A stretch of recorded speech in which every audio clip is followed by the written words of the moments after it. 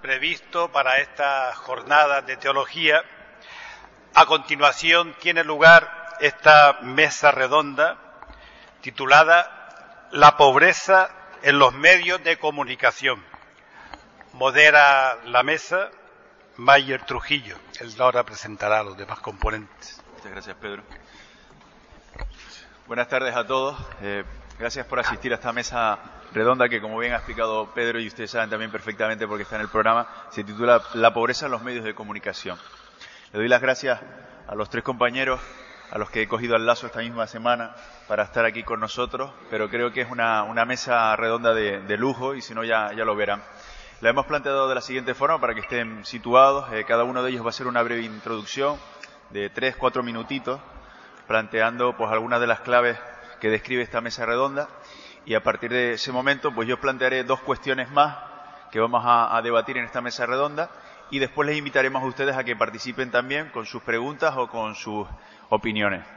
Los medios de comunicación, y en concreto los que estamos delante de un micrófono o escribiendo, tenemos a veces el riesgo de estar lejos de la realidad, excepto los compañeros a lo mejor que cogen la cámara y se acercan al sitio, al lugar, o el compañero de prensa que va con el fotógrafo a hacer una fotografía de la realidad. Los que estamos a lo mejor pues más distanciados y tratamos de comunicar e informar de lo que está ocurriendo, pues a veces corremos el riesgo de quedarnos en cifras de pobreza, en porcentajes, en crecimiento o en disminuciones. Corremos el riesgo de quedarnos en kilos de ayuda, en ONG, en declaraciones, y a lo mejor pues descuidamos el rostro de la pobreza, ¿no? Por eso yo siempre le agradezco a los compañeros de Cáritas que nos facilitan, sabiendo que eso no es sencillo, pues contactos, entrevistas con personas que lo están pasando mal, y eso ayuda, por un lado, a que nosotros podamos, delante de un micrófono, denunciar la realidad de la pobreza con mucha más fuerza, con mucho más poderío, y también nos ayuda a sensibilizar un poco más al oyente y también, aunque parezca mentira, al político, que suele escuchar los medios de comunicación. ¿Y por qué digo esto? Pues tenemos un ejemplo cercano de los presupuestos del año pasado, no de estos, sino del año pasado, donde se toma la decisión, equivocadamente a mi modo de ver, de reducir el presupuesto de Cáritas, y hasta que la responsable del Departamento de Asuntos Sociales no hace una visita a uno de los centros de Cáritas, pues el discurso era uno, y a partir de ese momento que visita la realidad, cambia el discurso totalmente, incluso se sube de nuevo el presupuesto. Quiero decir con esto que los medios de comunicación tenemos una grave responsabilidad, no solamente a la hora de sensibilizar al conjunto de los ciudadanos, sino también a los que nos dirigen. Dicho lo cual, le voy a dar ya la palabra, porque yo no soy ponente de esta mesa, sino las personas que me acompañan, a las tres personas que tengo aquí conmigo. Les presento y les digo 4 claves de ellos. Rafael Álvarez Gil es doctor en Derecho, licenciado en Derecho y en Ciencias Políticas y de la Administración por la Universidad Autónoma de Madrid. Es diplomado por el Centro de Estudios Políticos y Constitucionales del Ministerio de Presidencia. Es columnista de Canarias 7 y también colaborador de COPE Canarias, que ese es el motivo por el cual lo he invitado aquí. Ya digo, al lazo los he pillado a las 3 esta semana. Gracias, Rafael, por estar con nosotros. Les presento también a mi derecha a Sebastián Quintana, director de Portada Comunicaciones. Lo recordarán ustedes perfectamente por ser director de diversos programas, tanto en Televisión Española como en Televisión Canaria. Ha dirigido también programas en Radio Nacional de España y ha sido jefe de prensa en distintas administraciones. Chano, muchas gracias. Gracias. Está también con nosotros Pepe Mujica. 30 años ha trabajado de periodista en Canarias 7, 10 años concretamente de subdirector. En estos momentos es corresponsal de Expansión y el periódico El Mundo. Es presidente de la Asociación de la Prensa en la provincia de Las Palmas y es el editor ejecutivo de un nuevo proyecto, un nuevo periódico económico que en breve saldrá en abril, que se llama Meridian. Pepe, gracias también por estar con nosotros. Bueno, comenzamos con Rafael Álvarez Gil. Buenas tardes, muchas gracias Mayer, muchas gracias compañeros de aventura en esta tarde en el cual nos citamos aquí para, con ganas ya de abrazar la primavera, abordar un tema apasionante durante todo el año. Cuando Mayer me planteó la posibilidad de estar aquí en este foro, en el cual doy mi agradecimiento expreso de poder compartir este momento con ustedes, y me dijo el título, dice la pobreza en los medios de comunicación. Lo primero que me vino a la cabeza a modo de ironía es si es la pobreza de la sociedad o incluso la pobreza de los medios de comunicación, que lo cierto es que desde 2007 hasta la fecha se han empobrecido. Pero bueno, parto de la realidad que tanto la situación que reviste España o las sociedades europeas en nuestro entorno, el archipiélago canario, con respecto al barómetro socioeconómico, no es escindible de los medios de comunicación. Dicho de otro modo, considero que no se puede abordar de una forma como si fuera un ámbito exclusivo la pobreza tratada por los medios de comunicación sin saber qué está pasando en la sociedad, porque están pasando muchas cosas y más que van a pasar. Entonces, me gustaría dar algunas pinceladas sobre lo que está pasando. ¿Cómo? Pues como un método mayéutico, es decir, aquello de Sócrates de hacer de comadrona de las ideas y generar debate con estas pinceladas que quiero compartir con ustedes. Bueno, 2008 lo ha cambiado todo, no solo por ser una crisis económica de una magnitud desconocida para nosotros los que estamos aquí, habría que remontarse al crack del 29, sino que también al mismo tiempo se podría catalogar que estamos ante una crisis sistémica que origina una brecha histórica y que mucho me temo que nada volverá a ser lo que era antes. Y esto tiene sus riesgos y tiene al mismo tiempo sus oportunidades. ¿Se acabó la recesión económica, según el gobierno? Puede ser, en términos macroeconómicos lo será, más allá de las turbulencias de la eurozona, o que quizás a partir de ahora tendremos que convivir en Europa y también en nuestro país con recesiones que se van timoneando a la limón de los acontecimientos de una globalización muy caprichosa. Pero no la crisis, y eso lo sabemos todos, y de ahí el encuentro que nos cita en esta tarde. Se han proletarizado las clases medias. Y no solo se han proletarizado esas clases medias, sino que a la par se visualiza un escenario del mercado laboral donde ya Europa advierte que tener trabajo no es garantía de estar fuera del umbral de la pobreza, sino que mucho me temo que por los avances de las tecnologías, la globalización imperante, las deslocalizaciones industriales, aquello que en Francia, por ejemplo, llaman el síndrome del fontanero polaco, de los trabajadores del este que van a ocupar los puestos de los franceses, de ahí el auge, por ejemplo, del Frente Nacional, o sea, el cinturón rojo parisino, cuyos padres votaban al Partido Comunista Francés, ahora lo están haciendo al Frente Nacional. Pues esto está cambiando las relaciones sociales y, por lo tanto, ¿cómo abordar el empobrecimiento? Y las preguntas son muchas, pero si el trabajo será escaso y probablemente haya que repartirlo, los retos de este capitalismo van a ser un desafío mayúsculo. Ya ni quiero decir lo que ocurrirá con lo que se conoce como trabajo manual. Y vamos a un panorama en el cual las rentas del capital son mucho más importantes que las rentas del trabajo. Y aquí está el asunto cardinal de ya no solo del mercado laboral, sino también de las economías occidentales en los próximos años. Clases medias mileuristas, que originará muchos dilemas. Lo que antes era como una especie de algo irrisorio, lo de ser mileurista, pues hoy por hoy muchos sabemos por nuestro entorno que es algo ya casi difícil incluso de conseguir en la actualidad, y que emergen preguntas que nadie quiere abordar, porque seguramente estamos en año electoral. ¿Son sostenibles las pensiones? ¿Se puede a medio plazo mantener unas pensiones generosas de 1.000 y pico, 2.000 euros con un mercado laboral que a la vuelta de la esquina, digo a vuelta de esquina en términos coloquiales, pues va a preponderar las nóminas mileuristas o aún menos? Gracias a la esperanza de vida que va aumentando, se puede consolidar un sistema sanitario cada vez de prestaciones mucho más sofisticadas, con prestaciones en dependencia, porque ahí solo habrá dos respuestas. O bien recortamos esas prestaciones, o aumentamos los impuestos de esos jóvenes que son carne de cañón de la precariedad y que se manejan en ese fantasma del mileurismo. ¿Cuándo va a ocurrir esto? Pues muy fácil, cuando la generación del baby boom, nacida a finales de los años 50, principios de los 60, se despida del mercado laboral, que viene a ser el chico pequeño de los Alcántara de Cuéntame, que hace de narrador y seguramente a la vuelta de 10 años no más, pedirá cita a la Seguridad Social para jubilarse, porque se acaba sacaba un modelo. ¿Por qué nos gusta Cuéntame? Cuéntame nos gusta porque es el relato intergeneracional de un país, que una familia que de la Castilla profunda llega a Madrid, a un barrio de aluvión, y a pesar de todas las vicisitudes, acaba sorteándolas. O sea, nos gusta porque el final es feliz. Es verdad que tiene trompicones de por medio, pero el final es feliz. Entonces, ese relato lo hemos interiorizado nosotros, incluso mi propia generación, que hemos crecido bajo ese ámbito. España, por sus características, tiene a su favor que la familia es un sostén para soportar aún mejor las adversidades de la crisis, pero se está transformando el modelo de familia. Pero lo más preocupante no es la transformación del modelo de familia que podemos debatir, sino que no exista ninguna, lo cual ya es muy preocupante. Está imperando el individualismo atroz, o lo que el Papa Francisco venía a decir de la globalización de la indiferencia.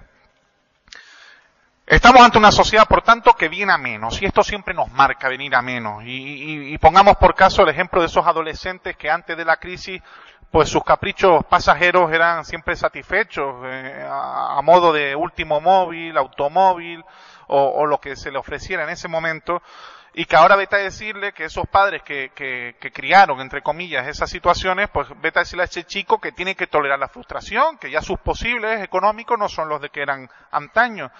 Pero la sociedad de consumo no es algo nuevo. Esto viene de lejos. O sea, si vemos, por ejemplo, la película de Apartamento de Billy Wilder, vemos a ese Jack Lemmon que sale a última hora de la tarde-noche ya al supermercado a buscar su comida precocinada para, en fin, en una soledad urbana, después de un trabajo muy anodino, buscarse a sí mismo. Pero esa sociedad de consumo ya viene de entonces. O sea, estamos hablando en Estados Unidos, en este caso, pues en los años 50. A mí lo que me preocupa es que hay un afán justiciero en la sociedad actual.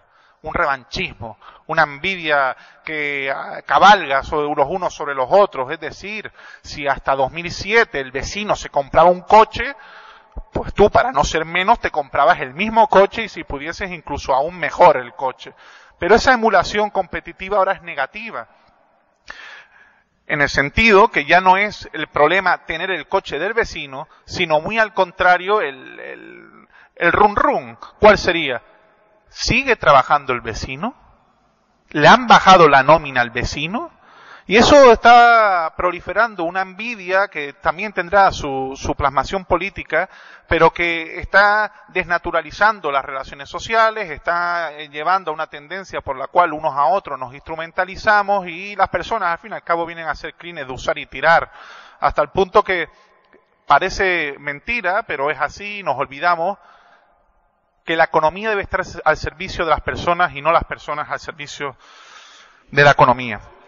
Por consiguiente, una salida a la economía, y ya voy culminando la intervención, muy desigual, donde va a aumentar aún más la desigualdad social, donde un estudio reciente viene a decir que en España en torno al 52-54% de las personas consideran que desde 2007, de 2008 al presente, han descendido en clase social.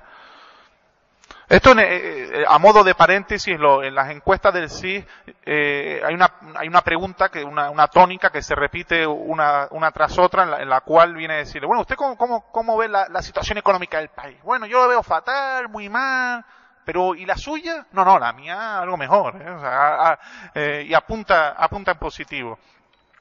Por tanto, ese 52-54% ya es muy llamativo, o sea, porque es duro considerar que tu clase social, a la cual tú crees que perteneces, has descendido. Los medios de comunicación son reflejo de la sociedad, y por tanto la pregunta podría ser, Mayer, compañeros, una de ellas, ¿la pobreza vende como noticia? La primera respuesta sería sí.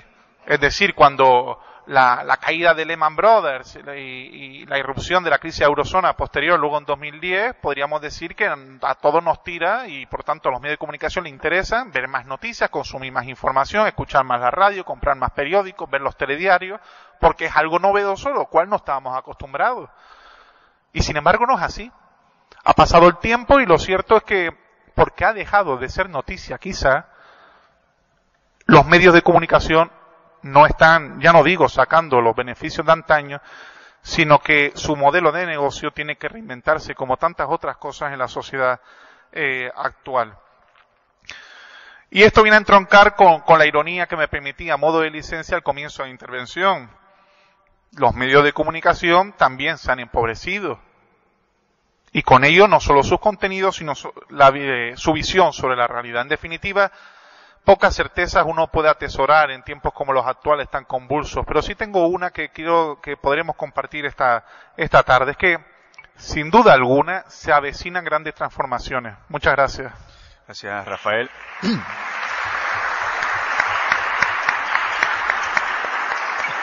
Gracias, Rafael. Tiene la palabra Sebastián Quintana. Sí, ahora. Muy buenas tardes, encantados de estar con todos ustedes aquí hoy. Muchísimas gracias, Mayer, muchísimas gracias a Listic y a todos sus responsables por acordarse de nosotros, los profesionales de los medios de comunicación. Y me gustaría empezar por una noticia que leía hoy, lo veía en Antena 3 esta mañana. 12,5 millones de personas españolas están ahora mismo en exclusión social. Decía Mayer al principio, con toda la razón, que muchas veces nos limitamos a la cifra estadística, al dato, a encuestas, pero detrás de cada esa realidad se esconde, o detrás de cada número se esconde una realidad cada vez más grave, más cruenta. Otro dato importantísimo, de cara a circunscribir la charla o el coloquio que vamos a tener posteriormente. España, lo sabemos todos, es el país de la Unión Europea donde mayor grieta social se está produciendo. Pocos ricos, cada vez más ricos, y una bolsa de gente en eso que llaman el umbral de la pobreza, cada vez creciendo de una forma exponencial. Efectivamente, la crisis del 2008, cuando estalla la burbuja inmobiliaria, es la que hace ya romper ese estado de ensoñación en el que vivíamos, ese estado que nos hizo pisar firme y como si nos diesen un impacto en el tronco del oído medio, contrale, mi España no es la que yo creía que existía hasta ahora mismo. Los primeros sorprendidos fueron los propios medios de comunicación, unos medios de comunicación que yo me gustaría ser autocrítico y un poco yendo al grano. ¿Qué tratamiento estamos dando los medios de comunicación a la exclusión social, a la pobreza, a las personas que son seres humanos como nosotros, pero que sin embargo juegan con desventaja en todos los órdenes de la vida? Lo siento, los medios de comunicación no son ONG, son empresas, necesitan, requieren y exigen rentabilidad, y de la misma forma, lo hago ya un poco como reclamo o como reivindicación, igual que le pedimos al político que además de responsabilizarse por el bien común, que también tengan ese sentido que pueda tener un cooperante, que pueda tener señores que trabajan pro y para salvar vidas desde el punto de vista espiritual, desde el punto de vista material. Quizás a la clase periodística al día de hoy nos falta esa parte de alma, esa parte de ser un poco más altruista, pero ya no solamente al trabajador, porque le hablo a un trabajador de a pie. Luego ese trabajador muchas veces me encuentro por la calle, mire, que usted no ha denunciado tal situación, y al fin y al cabo no somos más que una pieza de un entramado empresarial que también requiere, y ellos como diseñadores de las líneas editoriales requieren la corresponsabilidad y el compromiso también de esos medios de comunicación para no solamente denunciar situaciones de injusticia que está llevando, como digo, a miles de familias españolas a una situación de auténtica desesperación, sino también para formar, para informar y sobre todo para sensibilizar. ¿De qué nos vale a nosotros estar denunciando? Sirve de algo, sí, que a una señora la van a desahuciar de su casa, que es madre soltera y tiene 4 hijos. Bueno, tendremos una primera plana en ese día, venderemos seguramente más ejemplares, sobre todo en el barrio, en la zona donde se encuentra y donde vive la afectada, pero ¿qué efecto va a tener eso en nosotros? En cambiar a los que trabajamos como profesionales de la comunicación en ello. Leí hace unos meses en el periódico El País que España o los españoles somos solidarios en días muy concretos, es decir, hay una campaña, el Día del Dómun, el Día de Cáritas, el Día de la Banderita de la Cruz Roja, ahí como que entramos en una sublimación de solidaridad, pero a los 2 días nos volvemos a olvidar, ¿no? ¿Quién de nosotros no está viendo cada tarde un telediario mientras estamos comiendo normalmente una dieta y con unos platos que evidentemente en nada se parecen a ese reportaje, a esa información que nos está ofreciendo en directo el corresponsal de Mali, de Mauritania o incluso hasta de Venezuela. Yo creo que en ese sentido tenemos una responsabilidad importante. Creo que estamos haciendo una dejación de nuestras propias funciones, lo digo desde el punto de vista individual como trabajador, pero vuelvo a insistir en que las empresas han de corresponsabilizarse también. Los grandes programadores de televisión nos están vendiendo lo que vende, y cuando toca hablar o tratar un reportaje de pobreza, de exclusión social, pues desgraciadamente el envoltorio, el escaparate en el que nos los ponen y nos los brindan en casa, no tenemos ni que movernos, simplemente con el aparatito, pues evidentemente tiene una dosis muy importante de mercantilismo, una dosis muy importante de negocio, que lo que pretenden es abrir nuestro corazón, no para ser más solidarios, sino para quedarnos enganchados a esa cadena o a ese medio, y hablo en este caso de televisión, porque el medio audiovisual desde luego es el que más impacto causa y el que más conciencias puede alterar, variar o por lo menos influir. En ese sentido, cuando entraba por aquí veía yo un letrero que pone clamor por los pobres, clamar por los pobres, yo diría reclamar por los pobres, y los que estamos en la primera línea, eso que llaman los intermediarios, los interlocutores entre las administraciones públicas, entre las instituciones en general y la sociedad, somos nosotros. Somos un poco los que hacemos de ladrón o de conductor para transmitirles qué se está haciendo, qué no se está haciendo y cómo informarles a ustedes para que contribuyan a esa mejora en cuanto a lo que es justicia social y lo que es igualdad social. Estamos saliendo de una crisis, los datos macroeconómicos hablan de que España va a crecer pues al 1, al 2, al 3%. Pepe Mujica es experto en economía y él evidentemente se lo podrá decir mejor, pero observamos que esto es como el precio de la gasolina. Cuando nos dicen que la gasolina baja, tarda 3 meses en repercutir esa baja. Cuando sube, al día siguiente ya la tenemos. En esa misma línea están ocurriendo con los datos y las cifras macroeconómicas. ¿Dónde está ese avance económica? ¿Dónde está esa mejor calidad de vida o bienestar de tantas miles de familias españolas? Realmente no lo vemos. Por eso yo creo que foros como estos, que nos sirven pues a 4 obreros de la comunicación para poder ir transmitiéndola, decirles que nosotros también en ese sentido, más que pobres, muchas veces nos sentimos impotentes. Cuando hablo de ello no me refiero a la generalidad de los medios. Hay muchos medios de comunicación que están corresponsabilizados, pero como decía un buen amigo sacerdote de esta diócesis, me pregunto si lo estaremos haciendo bien. Me pregunto si todo el esfuerzo que estamos volcando por transmitir ese sentido de la justicia social lo estamos sabiendo decodificar para que llegue a ustedes en el sentido más correcto y más fidedigno. Por eso, bueno, da la sensación que soy un poco pesimista, Mayer, ¿verdad? No, ¿verdad? Bueno, yo creo que hay esperanza, que hay ganas de luchar, eso siempre, nunca debemos decaer, y en ese sentido la labor que hace, por ejemplo, Cáritas, la labor que hace la propia Iglesia, la labor que hacen todos ustedes, fuera o dentro de la propia Iglesia, creo en el sentido del ser humano como buena persona con buenas intenciones, y yo creo que de eso es lo primero de lo que debemos impregnarnos los propios trabajadores de la comunicación, y a su vez convencer a gran parte de nuestros jefes. Me gustaría que fuese al revés, porque seguramente que la conductividad, viniendo desde la cúpula hacia abajo, abriría y facilitaría muchísimo más el trabajo a la hora de poder lanzar y difundir mensajes de justicia social. Yo siempre digo una cosa, los periodistas somos los encargados de denunciar tantas injusticias, ¿no?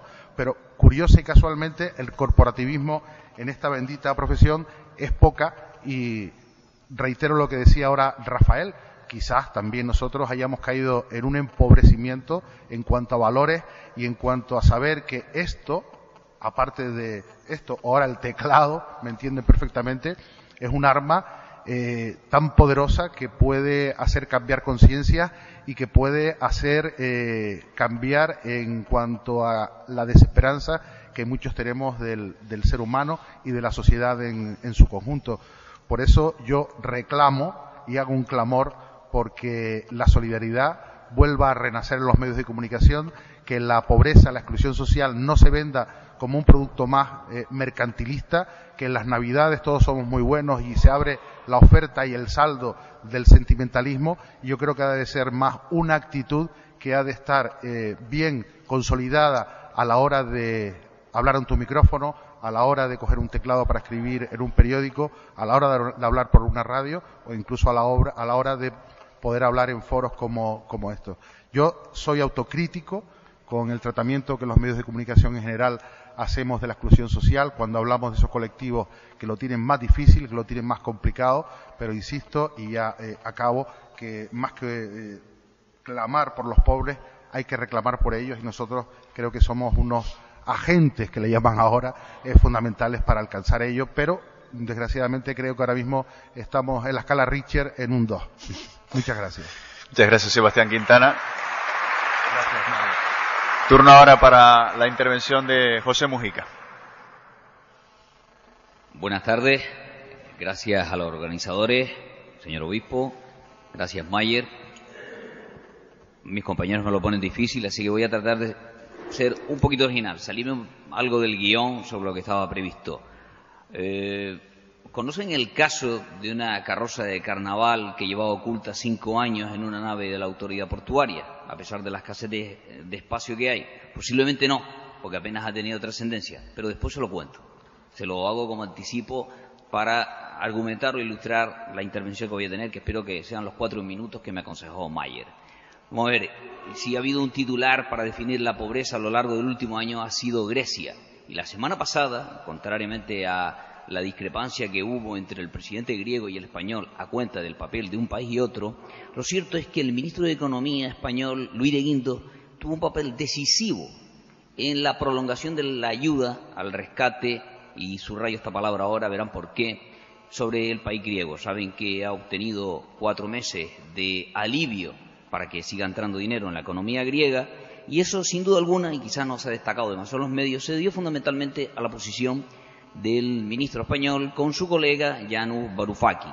Pero una de las condiciones que puso el Eurogrupo, recuerden que fue una reunión de urgencia hecha por teléfono para que Grecia saliera del marasmo al que se asomaba, fue cambiar los términos de algunas de las condiciones de negociación, que esto en el lenguaje político es importante.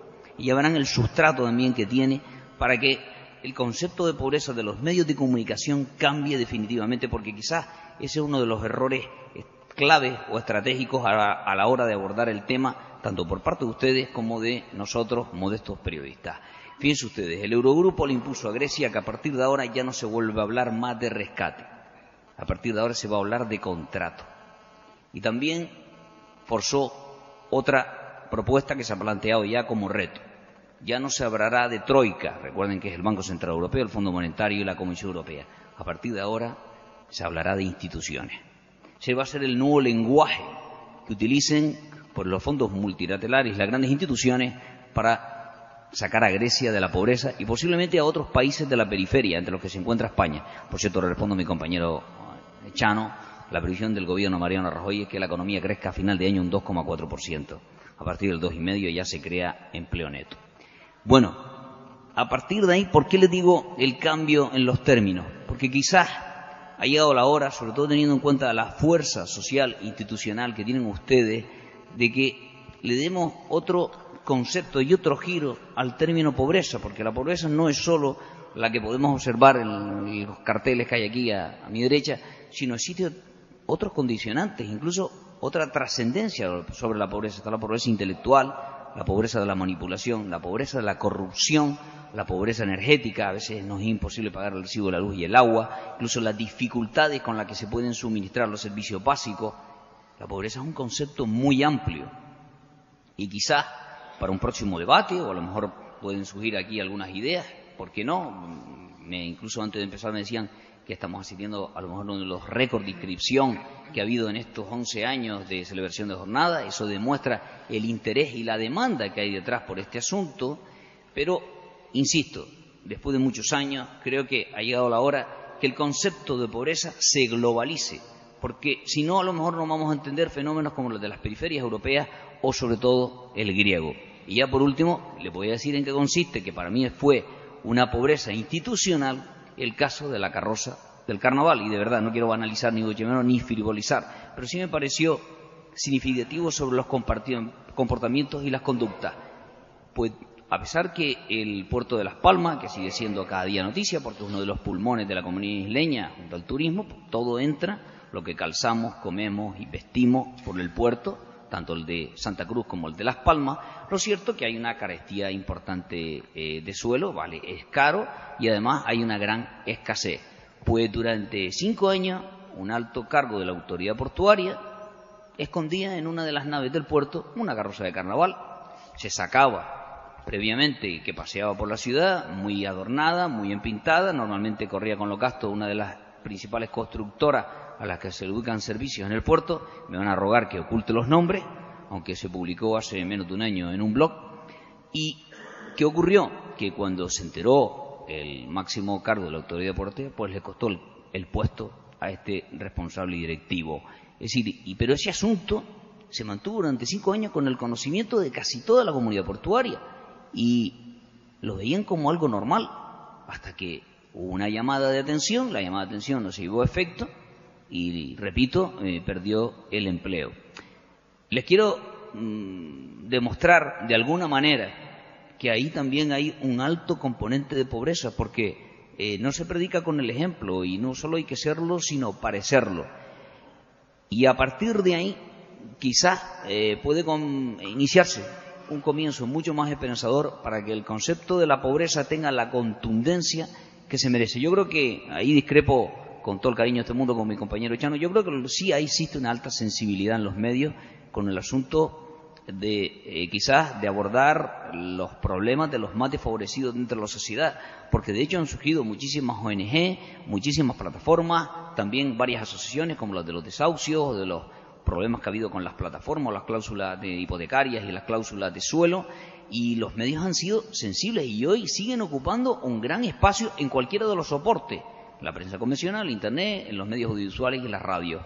Con lo cual, los periodistas creo que hay que, en ese sentido, quiero romper una lanza en favor de todos ellos, también como presidente de la asociación el cargo me obliga, pero creo que los medios están a disposición de cualquiera que solicite, que lo solicite, y somos mucho más cercanos y mucho más accesibles de lo que se pudiera pensar como tópico general.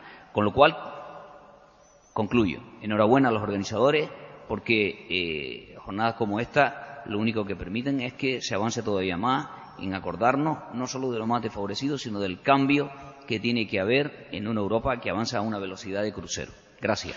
Gracias, José Mojica.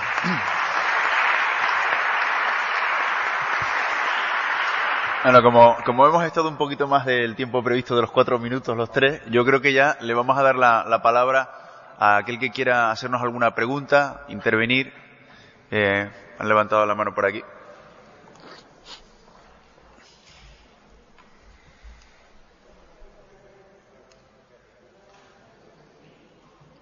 Fátima. Hola. He apuntado tantas cosas que no sé si voy a ser capaz de sintetizarlo en un titular, que se supone que es lo que, ¿no?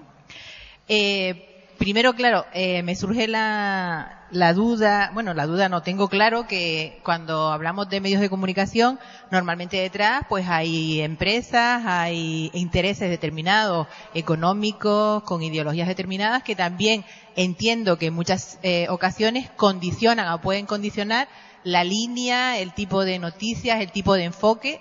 Es lo que me da la sensación a veces desde fuera, que ustedes desde dentro y desde lo cotidiano podrán decir si es así o no, ¿no? Pero me parece bien todo lo que han dicho, pero yo creo que cuando hablamos de pobreza, o lo que yo percibo por lo menos, es que tendemos mucho al sensacionalismo, ¿no?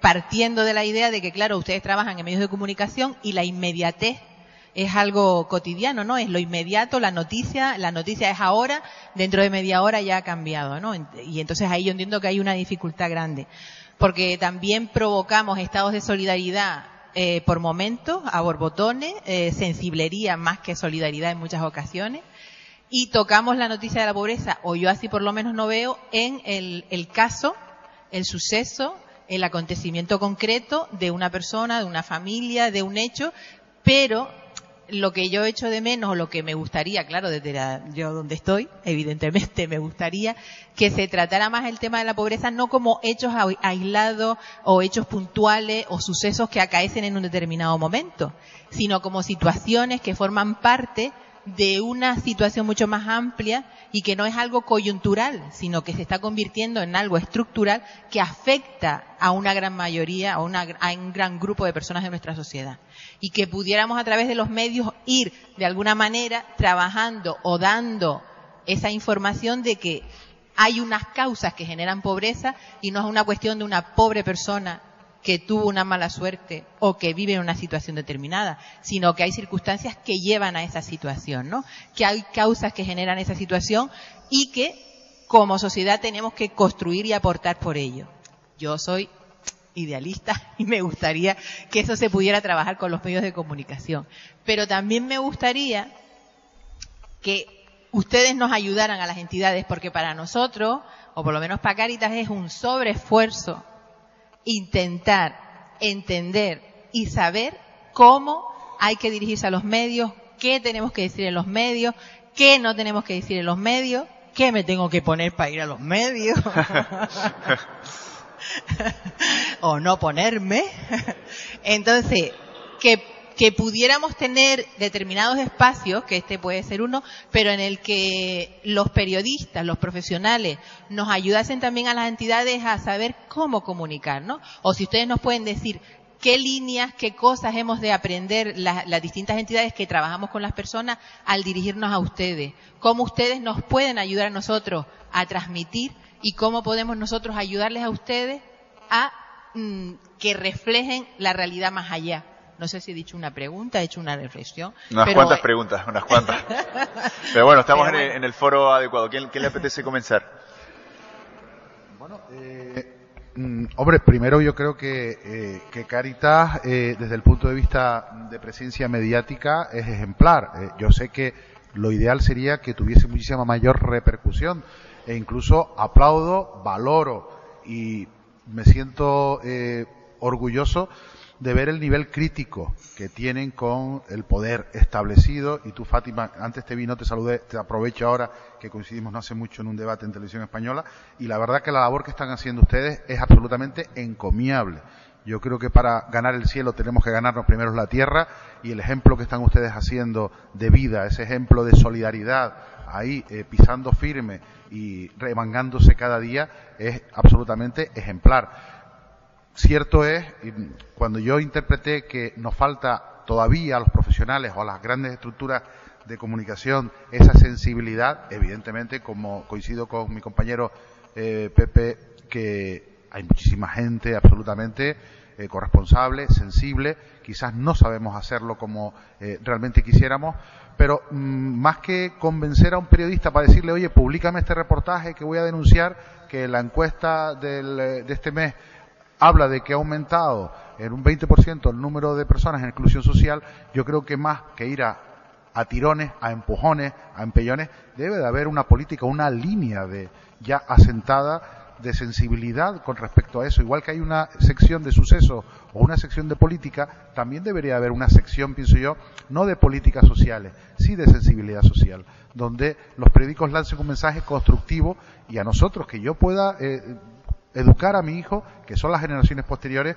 para que cuando sea periodista, policía, barrendero o sea técnico de sonido en una radio, esté también comprometido e implicado desde su ámbito laboral y profesional, ¿no? A eso es lo que me refería. Ahora que estamos respondiéndole a Fátima, yo aprovecho aquí que tenemos a mi izquierda un gran analista político, ¿no? A veces yo me planteo y se lo traslado a él y estoy respondiendo también a tu pregunta, ¿no? Pero aprovecho para meter un poco de miga aquí en la mesa redonda.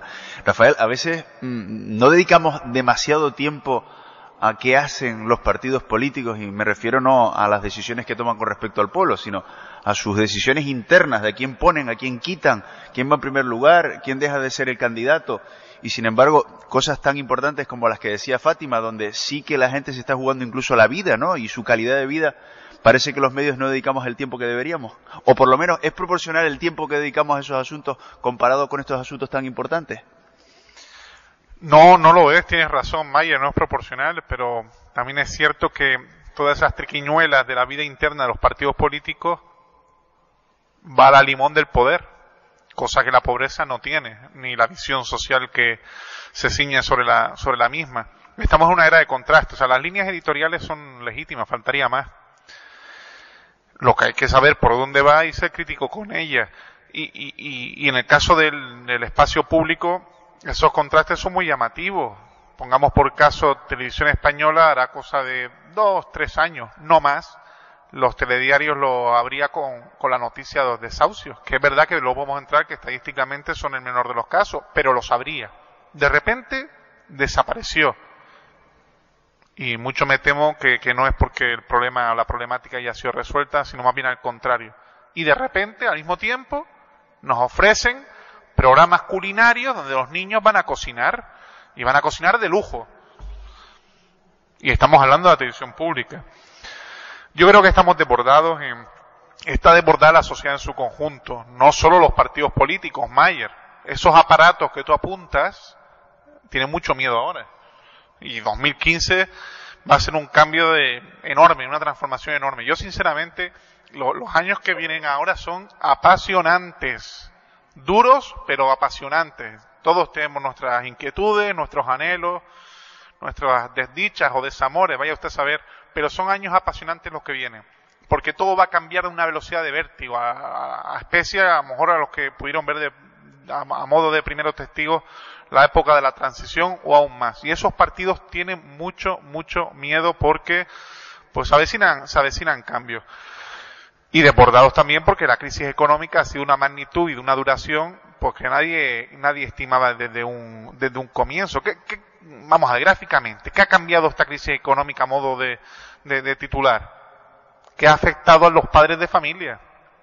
La crisis del 92, después de aquella borrachera que acabamos en las Olimpiadas de Barcelona y la Expo de Sevilla, pues sí, hubo una crisis, el paro subió, el paro juvenil, especialmente, que la madre de familia que también trabajaba, pues de repente se ha recortado, se ha quedado sin trabajo. Pero es que de un sopetón al padre de familia, por primera vez esta crisis la afecta. Y ya no tiene la posibilidad que tenía Alcántara de ser pluriempleado, ¿no? En los años 70, como muchos recordaremos en nuestras familias. Y eso, pues, en fin, lleva al panorama que nos lleva. En la línea de lo que está comentando Rafael, Pepe, me gustaría preguntarte, hemos visto fenómenos nuevos a partir de la crisis, y voy a coger el ejemplo de los desahucios, ¿no? Y de repente sale una plataforma como Stop Desahucio, que no solamente tiene un efecto en evitar los desahucios que se están produciendo, sino también sirven de eco para los medios.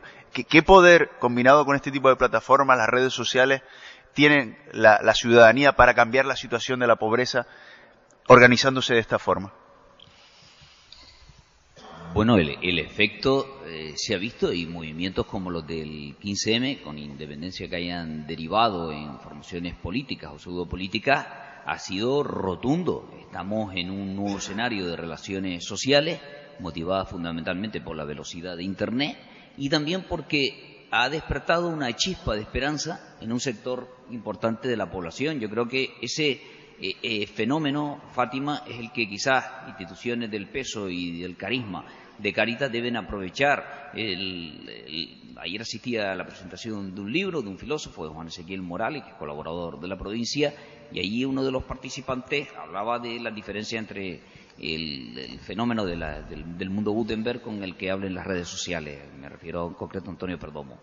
De ahí, quizás, lo que hay que especializarse en ver cuáles son los canales que no están del todo claros.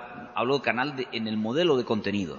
Y las expectativas son muchas, que puede ser la asociación de defensores de los desahucios o de cualquier otro derecho que se ve usurpado, pisoteado, puede tener una respuesta y una reacción inmediata en la sociedad. Yo creo que ahí hay un largo camino por recorrer, que tiene enorme ventaja, e incluso pueden llegar a equipararse a los medios. Es decir, la fenomenología de la comunicación, de la narrativa periodística, está cambiando. Ahora, por ejemplo, fíjense, los relojes nuevos que van a salir, que sobre todo de Samsung o de Apple, incluso de Google. ¿Qué mensaje periodístico se va a introducir ahí? Un titular. Un titular. No va a hacer falta leer una información. Y les cuento dos más. por ejemplo, la BBC. La BBC está despachando noticias en los países de África Occidental a través de WhatsApp. Ya ni siquiera está utilizando la radio ni la televisión. Pero les pongo el último ejemplo. La BBC en Indonesia tenía problemas de licencia para emitir con el gobierno de la nación. Pues, ¿qué ha hecho? Muy fácil. Tanto en inglés como en la principal lengua del país, lo cuelgo en Facebook. Y la población indonesia y los de países de África Occidental, sobre todo los que viven fundamentalmente del petróleo, la cuenca del Golfo de Guinea, pueden estar informados sobre los contenidos de la BBC. Les recuerdo que, por ejemplo, un cantante como David Bowie dice que él no se cree nada que no haya oído primero en la BBC. Lo cierto es que estos países están accediendo a los contenidos periodísticos e informativos a través de WhatsApp.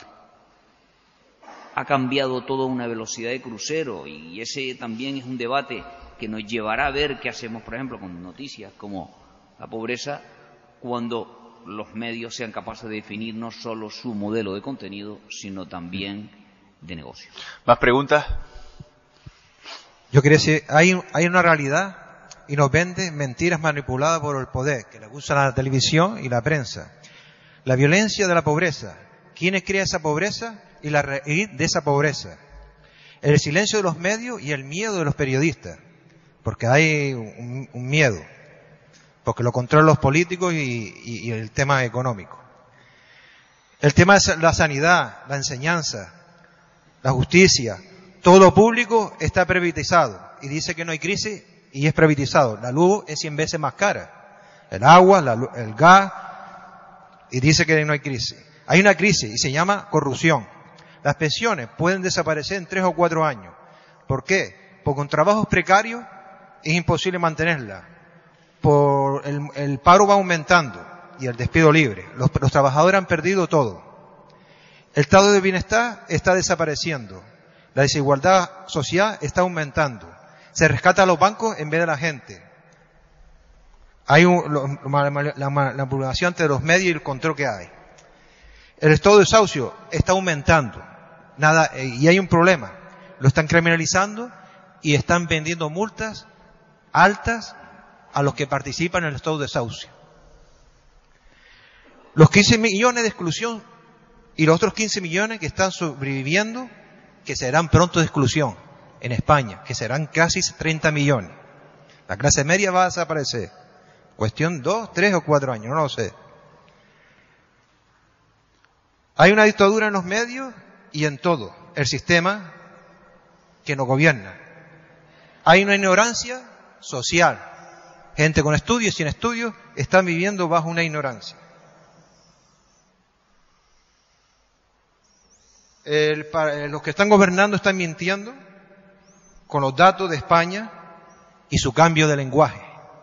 Nos estamos volviendo en una sociedad donde se debería hacer con más comunicación, más preparada, pero yo estoy viendo lo contrario.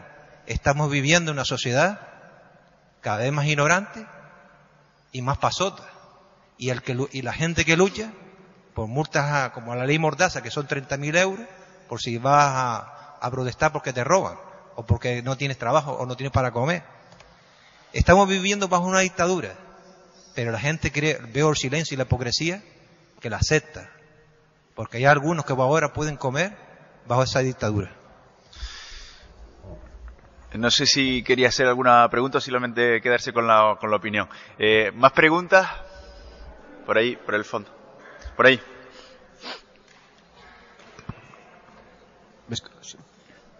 Si podemos ser un poco precisos en la pregunta, yo creo que nos da tiempo de hacer varias. Oye, yo agradeceros sobre todo que vuestra presencia aquí y dar también un homenaje a otros periodistas canarios que están ahí en la primera línea de la guerra, como puede ser Pepe Naranjo o Nicolás Castellano, ¿no?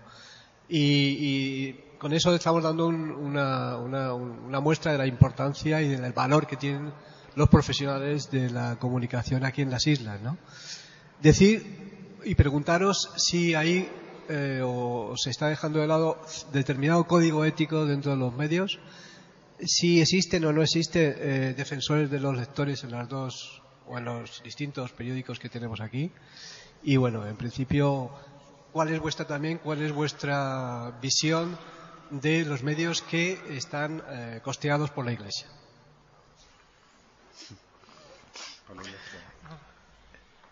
Pepe, empiezas tú.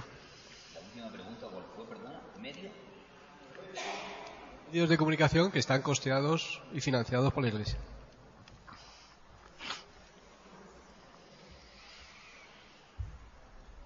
Sobre la ética, yo parto de la base que los profesionales de la comunicación que actúan bajo régimen de libertades, con derechos constitucionales sólidos, como es el caso de la Unión Europea,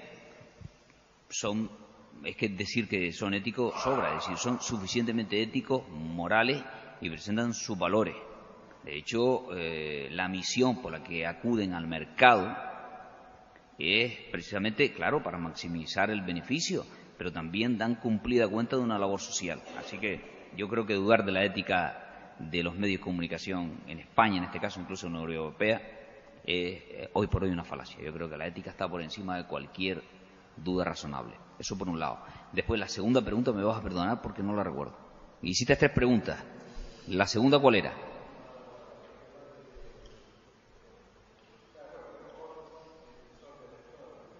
Bueno, es una figura que funciona en tanto en los medios latinos como en el sistema anglosajón.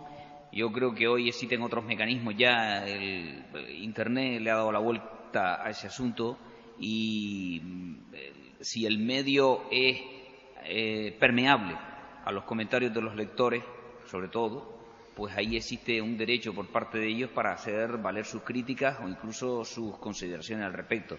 Y un medio, sobre todo en Internet, que casi todos los convencionales disponen de cobertura digital, pues puede perfectamente dar cuenta de las quejas que presenten estos, sobre todo los lectores.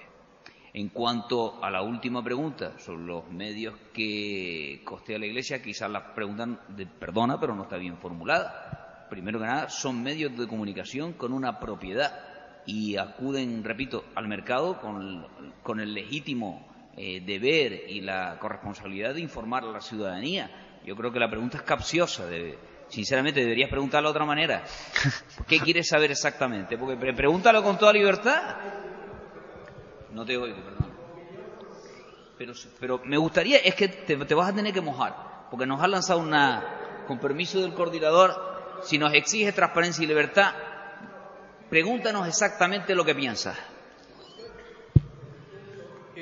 Vamos a ver, que hay un determinado nivel de información que está llevado a cabo a través de aportación de la Iglesia, que está entrando en competencia con ustedes, con radios y demás. Entonces, están a lo mejor llevando una labor que se está igualando en falta a lo mejor de calidad o de griterío, y entonces, y en eso también yo creo que muchos medios de la comunicación, sobre todo la televisión, están teniendo problemas en ese sentido, ¿no? Desde el punto de vista ¿Problemas de qué tipo? Con respecto al escuchante o al que lo ve, ¿no? Es decir, a mí me provoca a veces reacciones negativas, ¿no? Entonces, y de hecho, cambio de canal, ¿no? Con lo cual, lo importante de ser buenos profesionales que transmitan veracidad y que no transmitan ruido. Entonces, en ese sentido, yo creo que hay cadenas de televisión, tanto financiadas por la Iglesia y no financiadas por la Iglesia, que están en ese juego de ruido, ¿no? Pues mira, te voy a responder de una manera muy breve. Lo que yo pienso, yo creo que son del todo creíbles. ¿Sabes por qué? Porque precisamente se presentan a la sociedad como lo que son. Son medios que pertenecen, por ejemplo, el caso de la COPE, aquí con don Mayer Trujillo, a la Conferencia Episcopal, y lo sabemos. ¿Sabes lo que me da miedo? Cuando hay un medio de comunicación y no sabemos realmente su naturaleza, ni accionarial, ni su interés ideológico. Y los hay. Yo creo que la transparencia es sinónimo de credibilidad. Con lo cual, percibo de tu intervención un cuestionamiento notable cuando se sabe quién es la propiedad, incluso qué directriz ideológica marca. Pero eso la hace todavía más creíble y le aporta más valor. El problema es cuando no lo sabemos y entonces cuando empiezan las dobles caras. Y hay algunos ejemplos, no solo en este país, sino en otros de la Unión Europea, en la Unión Europea de las libertades máximas. Con lo cual, en ese sentido, discrepo contigo. ¿Más preguntas? Bueno, intentaré ser breve. Ante lo que yo creo que los medios de comunicación como instrumento de comunicación cercana a aquellas personas que no tienen otro instrumento de información y denuncia, de conocimiento de la realidad real, de exclusión estructural y personal, de vulneración de derechos, ¿qué papel creen ustedes que juegan las radios comunitarias? Y mi segunda pregunta gira en torno a, dentro del engranaje utilitarista de la situación de empobrecimiento de las personas en los medios de comunicación, la pregunta es, ¿debemos ponernos en venta? ¿Debemos poner en venta la pobreza? ¿Y realmente debemos poner en venta a esas personas que se exponen ante los medios de comunicación? Ya no. Sí, hola. Respondiendo un momentito. Yo creo que los códigos éticos muchas veces los confundimos con los códigos también deontológicos, ¿no? Y yo creo que cada medio, partiendo de la ética y de una base sólida con respecto a la honestidad y honradez a la hora de elaborar todo lo que es un entramado de un medio de comunicación y soltarlo, difundirlo, de ahí partimos de esa base, pero también hay medios de comunicación que lo ocurre como a muchos partidos políticos que tiene un nivel determinado según les interese. Aquí ponemos el listón más arriba, más abajo de los códigos éticos, ¿no? En ese aspecto. Y con lo que comentaban ahora, era un poco respondiéndole a Alberto, con lo que comentabas, yo creo que el papel de las radios comunitarias es fundamental. El gran problema de las radios comunitarias es precisamente el entorno, ¿no? La cobertura que es capaz de dar y sobre todo las clases o las capas de las distintas tipologías sociales a las que puede llegar. Yo creo que las radios comunitarias es el ejemplo que todos podemos soñar, ¿no? De tener una libertad total y absoluta, donde hay que tener en cuenta un dato fundamental a día de hoy. La crisis económica afecta a todos y afecta a los medios de comunicación. Han desaparecido en estos últimos, desde el año 2008 ahora, multitud de medios de comunicación. Miles de periodistas han sido despedidos de sus puestos de trabajo porque no hay por dónde darles de comer, porque los ingresos publicitarios han descendido. Y de eso vivimos todos los medios de comunicación, desde una esquela hasta el anuncio del Corte Inglés. Evidentemente, eso también hace que aquellas empresas, instituciones o entidades que todavía tienen algo para invertir, pues también haya una mayor influencia a la hora de condicionar líneas editoriales y a la hora de condicionar los grados de crítica hacia un Estado, una institución, un partido político. Eso es evidente, ¿no? Y vuelvo a insistir, las radios comunitarias yo creo que es el sueño, es ese pasaje onírico al que todos nos encantaría poder llegar y donde las influencias o ese ruido, hablo de contaminación con respecto a lo que uno siente, piensa y luego quiere transmitir, desde ese sentimiento inicial hasta que tú eres capaz de difundirlos, pues normalmente, evidentemente, se desnutre en cuanto a su pureza inicial, ¿no? Y no sé si comentaban algo más con respecto, se me olvidó la segunda parte de tu pregunta. Si no, mientras tanto, Rafael quería comentar algo también. Bueno, quisiera hacer una envolvente de diversas cosas que se han puesto sobre el tapete, ¿no? Creo que la respuesta sobre los medios de comunicación es sencilla, es decir, cuanto más medios existan, pues mejor, y después que cada uno haga zapping o va al kiosco y compre una cabecera en vez de otra o no compre ninguna. O sea, creo que no tiene mayor recorrido. Lo de la corrupción, vamos a ver, corrupción ha existido siempre. Esto no es nada nuevo. O sea, desde el Imperio Romano, en la idílica Segunda República, en el primer franquismo, incluso en democracia, y existe la corrupción como existe la traición, el desamor, la amistad o la solidaridad, y eso va a seguir existiendo. Lo importante es intentar achacar, mejor dicho, aminorar la crisis de valores en la que estamos metidos actualmente, y la respuesta a la corrupción. Eso es lo fundamental.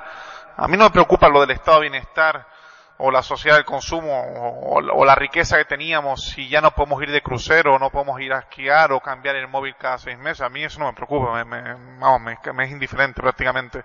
Me preocupa que haya recortes en educación, que haya recortes en sanidad. claro, la corrupción la hubo también durante la burbuja inmobiliaria y nosotros lo sabíamos, no digo nosotros, todos. Y nadie quiso mirarlo, claro, como los bolsillos iban llenos, pues todos mirábamos a otro lado, pero los titulares de hoy que estamos conociendo son de casos de entonces. Claro, ahora como viene mal dada, ahora nos preocupa la corrupción. O sea, como ciudadanos también seamos autocríticos.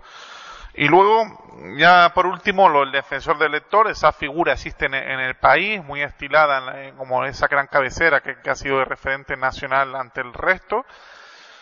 Pero yo es que hoy estoy incrédulo, de verdad. O sea, llevo un par de semanas, llevo más tiempo, ¿no? Pero ya últimamente, las últimas semanas, las cabeceras nacionales, pensemos eso, el país y el mundo, o sea, veo que el país cada vez le dedica más páginas a Sudamérica, me parece muy bien, a China, 4 páginas entre México y Colombia, y que tendrá su espacio, pero es en detrimento de un espacio nacional, de inquietudes que no son naturalmente mucho más cercanas, o en el caso del mundo, pues páginas a corrupción que responderán a la realidad, pero a mi juicio, pues pueden destilar cierto cansancio en el lector. Bueno, cerramos aquí, ¿no, Cristóbal? Aquí Cristóbal es el que manda. Agradezco a Cristóbal la invitación a moderar esta mesa redonda y a Listig. Agradezco la presencia de los 2 obispos que además nos han acompañado esta tarde, incluso con una ponencia muy interesante de Don Atilano. Y gracias también a todos ustedes. Un agradecimiento especial a todos estos compañeros periodistas que han estado aquí esta tarde con nosotros. Y gracias también a ustedes por su atención.